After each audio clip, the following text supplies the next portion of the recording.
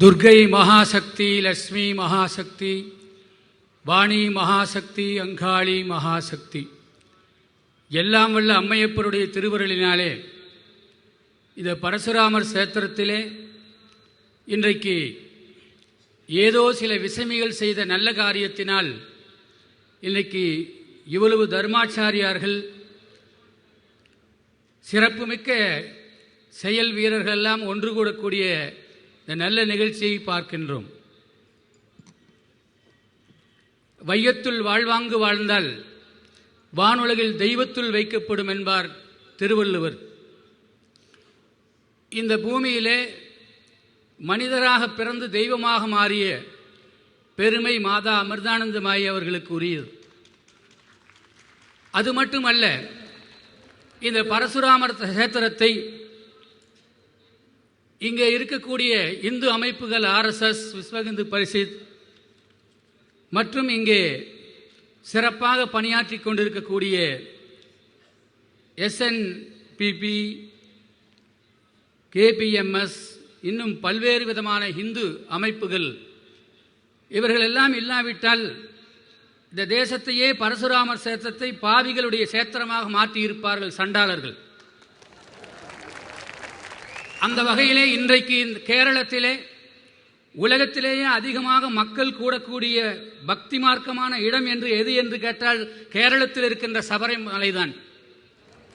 அதேபோல மதமாற்றம் அதிகமாக நடைபெறுகின்ற இடம் எது என்று கேட்டாலும் இங்கே கேரளத்தை தான் சொல்ல வேண்டும்.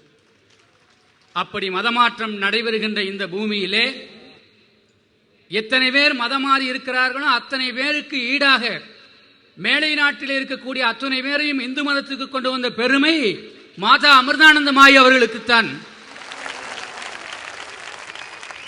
இங்கே லட்சக்கணக்கான பேரை கேரளாவை முழுவதுமாக மதமாற்றட்டும், ஆனால் எங்கள் அமிர்தானந்தமாயி அவர்கள் உலகத்திலே இருக்கக்கூடிய அனைவரும் இந்து சக்தியாக மாற்றக்கூடிய ஒரு மாபெரும் சக்தி என்பதை மறந்துவிட முடியாது. அந்த மாபெரும் சக்தி யார் எதை சொன்னால் அவர்களுக்கு என்ன கவலை? அவர்கள் ராமா ராமா என்று அவர்கள் பாட்டுக்கு இருப்பார்கள். மாதா அமிர்தானந்தமாயி அவர்களை பற்றி சண்டாளர்கள் செய்த சதி, அது அவர்களுக்கான சதியல்ல, இந்து மதத்தின் மேலே தாக்கப்பட்ட மாபெரும் தாக்குதல் என்று நம்முடைய சுவாமிகள் அருமையாக சொல்லி இங்கே அமர்ந்திருக்கின்றார்கள். இன்றைக்கு காஞ்சி சங்கராச்சாரிய சுவாமிகள் அவர்களை பற்றி இடர்பாடுகள் நடக்கும்போது எத்தனை செய்தி ஊடகங்கள் அவரை பற்றி விமர்சித்தது. ஆனால் அவர் நிரபராதி என்று நிரூபிக்கப்பட்டதற்கு பிறகு எல்லோரும் வாயடைத்து உட்கார்ந்து கொண்டிருக்கின்றார்கள். வெட்கமாக இருக்கின்றது. ஒரு சில செய்தி ஊடகங்கள் செய்கின்ற தவறு, தர்மத்தை இந்த நாட்டுக்கு சொல்லக்கூடிய செய்தி ஊடகங்களுக்கே கெட்ட பெயரை ஏற்படுத்தி கொண்டிருப்பதை பார்க்கின்றோம். உலக சேம நலம் பெறுவதற்காக, உயர்ந்த எண்ணங்கள் ஒளிபெறுவதற்காக, இந்த நிலம் குளிர்வதற்காக, இந்த பூமியிலே நிறைவான விளைவு மிக ஓங்குவதற்காக, கலகமும் சண்டையும் சச்சரவுன்றி நாம் எல்லோரும் கருத்துரிமித்து வாழ்வதற்காக இந்து தர்மம் உலகம் முழுவதும் பாடுபட்டுக் கொண்டிருக்கின்றது. எங்கேயோ தமிழ்நாட்டிலே அடித்த புயல் இங்கே கேரளத்துக்கும் வந்துவிட்டது போல தெரிகின்றது. தமிழகத்திலே தான் மாறி மாறி எங்கெல்லாம் இந்துக்கள் தலைக்கின்றார்களோ அங்கெல்லாம் மாறி மாறி ஏதாவது ஒரு குழப்பத்தை உண்டு பண்ணி கொண்டிருந்தார்கள். தமிழிலே சொல்லுவார்கள், ஆட்டை கடித்து மாட்டை கடித்து மனிதனையும் கடித்து விட்டான் என்று.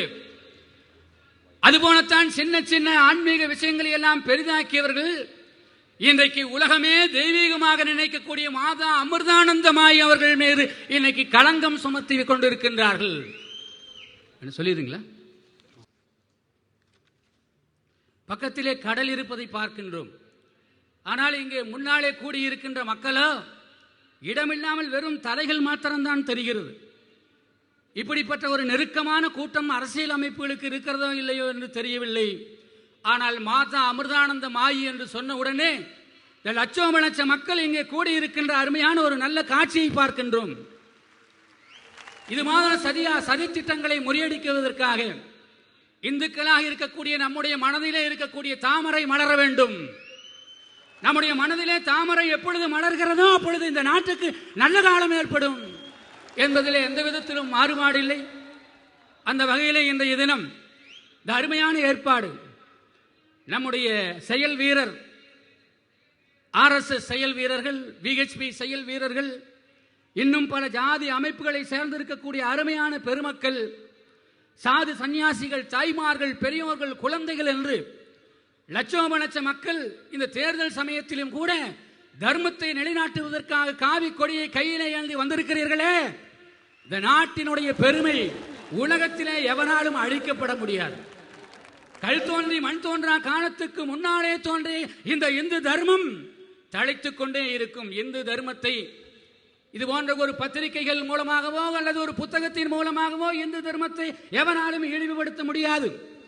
அப்படி யார் இந்து தர்மத்தை இழிவுபடுத்துகிறானோ படுத்தவர்களுக்கு அது ஓட்டப்பன் ஓட்டை சுடும், வீட்டப்பன் வீட்டை சுடும் என்று திரும்பி போகட்டும் என்று ஆண்டவனை பிரார்த்தனை செய்து, ஆண்டவருடைய அருளினாலே அன்னை அமிர்தானந்த மாயி அவர்களுடைய அந்த பெரும்புகழ் எத்தனை பள்ளிக்கூடங்கள், எத்தனை தர்மஸ்தாபனங்கள், எத்தனை இருண்டிருக்கின்ற மனதுகளை எல்லாம் புனிதப்படுத்திய அந்த புனித ஆத்மாவினுடைய உள்ளங்களாக இத்தனை பேர் இங்கே நின்று கொண்டிருக்கின்றீர்களே, இந்த புனித ஆத்மாவினுடைய அந்த புகழ் வானலாவி உயர்வதற்காகத்தான் இது மாதிரி இருக்கின்றது.